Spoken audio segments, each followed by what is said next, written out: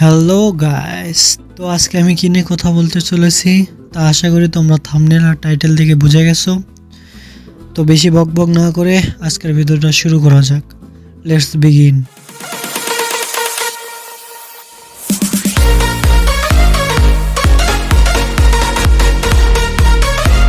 Channel को subscribe करो पहले। हाँ जल्दी करो, मुझे पता है कि आप लोग नहीं करते हो, वीडियो देखते हो लेकिन सब्सक्राइब नहीं करते। ये लाल कलर का बटन नहीं से दबाओ, जल्दी दबाओ, जल्दी दबाओ, फिर मैं शुरू करूँ। दबा दो जल्दी, दबा दिया, घंटी भी दबा देना। ठीक। গোকু আর সাইতামার মধ্যে কে জিতবে তা বলা কঠিন, কারণ তারা দুজনেই ভিন্ন ধরনের ইউনিভার্স থেকে আসে এবং তাদের ক্ষমতা বিশাল। তবে কিছু দিক থেকে বিষয়টি বিশ্লেষণ করা যায়।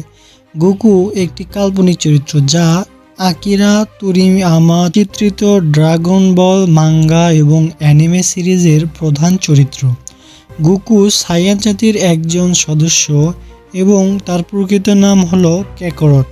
গোকু মূলত পৃথিবীতে এসেছিল পৃথিবীকে দখল করে নেওয়ার জন্য, কিন্তু মাথায় আঘাত পেয়ে তার স্মৃতি হারিয়ে ফেলে এবং পৃথিবীর একজন রক্ষাকর্তায় পরিণত হয়।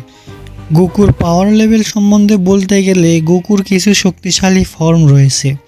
তার মধ্যে উল্লেখযোগ্য ফর্মগুলো হলো super Saiyan 1, super Saiyan 2, super Saiyan 3, super Saiyan god, super Saiyan blue এবং আলট্রা ইনস্টিংক্ট।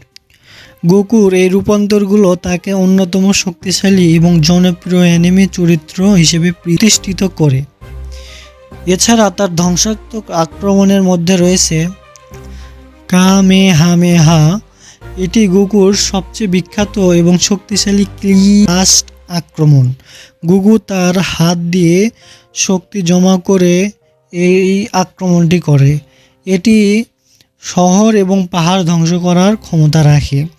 উন্নত রূপগুলি যেমন সুপার সাইয়ান 1 থেকে 3 বা আলট্রা ইনস্টিংক্ট এর ফর্মগুলো যত বাড়তে থাকবে এটির বিধ্বংসী ক্ষমতা তত বাড়তে থাকবে, যা একটি গ্রহকে ধ্বংস করতে সক্ষম।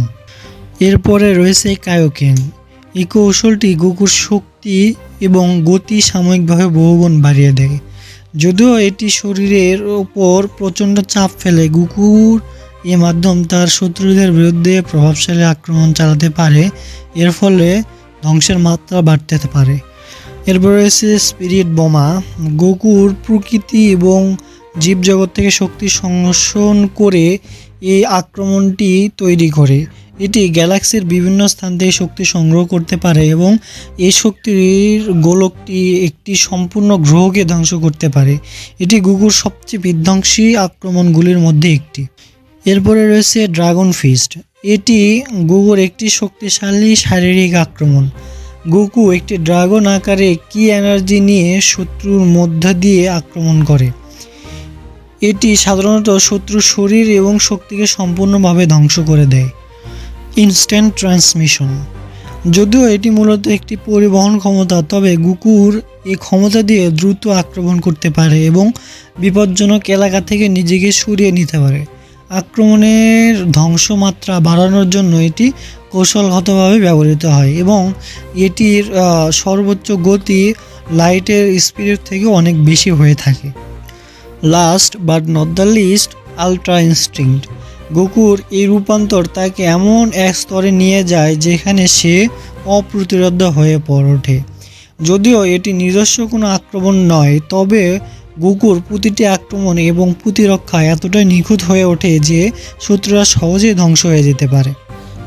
গোকুর এসব ক্ষমতা এবং তাদের ধ্বংসের মাত্রা তাকে অন্যতম শক্তিশালী এবং বিপজ্জনক চরিত্র হিসেবে গড়ে তুলেছে, যা বড় শহর থেকে সম্পূর্ণ গ্রহ পর্যন্ত ধ্বংস করে ফেলতে পারে। এবার সাইতামা অর্থাৎ ওয়ান পাঞ্চ ম্যান এর বিষয় নিয়ে কথা বলা যাক। সাইতামা হলো ওয়ান পাঞ্চ ম্যান অ্যানিমে এবং মাঙ্গার প্রধান চরিত্র এবং তার ক্ষমতা সীমাহীন। সে এতটাই শক্তিশালী যে কোনো শত্রুর এক ঘুষিতে হারিয়ে ফেলতে পারে। সাইতামার ক্ষমতা এবং তার বৈশিষ্ট্যগুলি বিশ্লেষণ করা যায়। প্রথমে অসীম শারীরিক শক্তি। সাইতামার সবচেয়ে উল্লেখযোগ্য ক্ষমতা হলো তার অসীম শারীরিক শক্তি। তার এক ঘুষিতে যে কোনো শত্রুকে, এমনকি পৃথিবীর সবচেয়ে শক্তিশালী জীবকেও ধ্বংস করতে পারে। তার এই শক্তি এতটাই বিশাল যে তার ঘুষি মহাকাশের ঢেউ তুলতে পারে বা বড় গ্রহকেও ধ্বংস করে দিতে পারে। দ্বিতীয়ত, অজায়তা। সাইতামার দেহ প্রায় অপরাজেয়। তাকে আঘাত করার জন্য শত্রুর প্রচুর শক্তির প্রয়োজন, কিন্তু তবুও সে কোনো প্রকার আঘাত থেকে ক্ষতিগ্রস্ত হয় না। সে আগুন, বিদ্যুৎ, রেডিয়েশন, এমনকি মহাকাশের শূন্য স্থানেও টিকে থাকতে পারে, তাও কোনো অক্সিজেন সিলিন্ডার ছাড়া।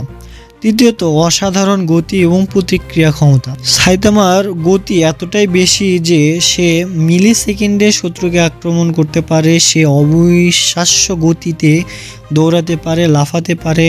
তার প্রতিক্রিয়া ক্ষমতা এতটাই উন্নত যে সে যে কোনো আক্রমণ আগে থেকেই প্রতিহত করতে পারে। অসীম ধৈর্য ও স্ট্যামিনা। সাইতামার স্ট্যামিনা প্রায় অসীম। সে দীর্ঘ সময় ধরে লড়াই করতে পারে কোনো ক্লান্তি ছাড়াই। সে তার দৈনন্দিন কার্যক্রমও অসীম স্ট্যামিনা দিয়ে সম্পন্ন করতে পারে। প্রচণ্ড মানসিক দৃঢ়তা।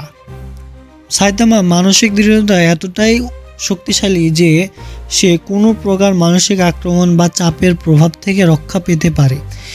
যে কোনো প্রকার ভয়, উদ্বেগ বা হতাশায় ভোগে না। এটি দ্বারা তাকে কোনো রকম মেন্টালি প্রেশার দেওয়া অথবা মেন্টাল অ্যাটাক বা সাইকিক অ্যাটাক তাকে করা যায় না। এরপরে last but not the least, প্রতিরক্ষা ভেদ করার ক্ষমতা। সাইতামার আক্রমণ এতটাই শক্তিশালী যে তার ঘুষি দিয়ে শত্রুর প্রতিরক্ষা ব্যবস্থা ভেদ করা যায়। শত্রু যতটাই শক্তিশালী প্রতিরক্ষা ব্যবস্থা ব্যবহার করুক না কেন, সাইতামা আক্রমণ সেগুলো ধ্বংস করে দিতে পারে। ওভারঅল সাইতামা একজন এমন চরিত্র যে সে প্রায় সব ধরনের শক্তি এবং ক্ষমতার বাইরে। তার শক্তির কোনো সীমা নেই। যদিও তার ক্ষমতাগুলি অস্বাভাবিক এবং অসাধারণ, তবে সাইতামার একটি কমিক চরিত্র হিসেবে পরিচিত, যা তাকে আরও মজাদার এবং অনন্য করে তোলে। এখন ফাইট নিয়ে কথা বলা যাক।